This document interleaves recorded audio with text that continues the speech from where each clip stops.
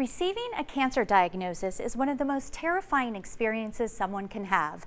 Unfortunately, 1 in 9 men will receive a prostate cancer diagnosis. Joining us to discuss what we need to know is Dr. Stephen Finkelstein. Good morning. Good morning. Pleasure to be here.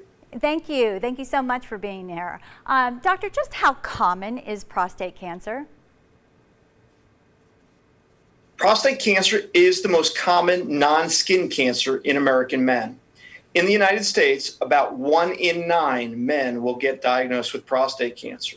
The good news is that prostate cancer is highly treatable, and there are several treatment options available based on a patient's age, their health, and their personal preference.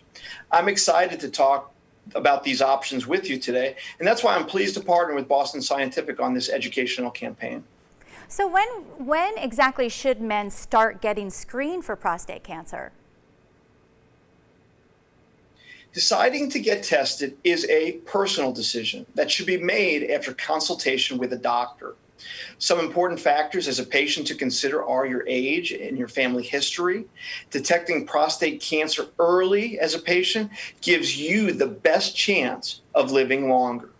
In fact, more than 99% of men survive prostate cancer when it's caught early. In my own personal experience, my own father was diagnosed with prostate cancer 10 years ago and received radiation therapy. And I'm happy to report he's doing very well. Oh, that's wonderful news. So what are the treatment options that are available, and have there been any advances recently for treatment? Yes, there have been recent advances in treatment options. Treatment options for prostate cancer include active surveillance, where we monitor the cancer and do consistent testing to see if symptoms change over time, or surgery to remove the prostate, or radiation therapy to shrink it. And each of these different techniques has its own risks and benefits. Interestingly, the most common approach for older men is radiation therapy. And many of my patients are often very concerned about potential side effects. What I tell my patients is that in order to reduce the risk of potential rectal damage associated with radiation therapy, physicians can use something called space OAR hydrogel that creates a temporary space between the prostate and the rectum. The presence of this gel, which is inserted via a minimally invasive procedure prior to radiation therapy, is designed to reduce the radiation dose to the rectum. Very good, very good.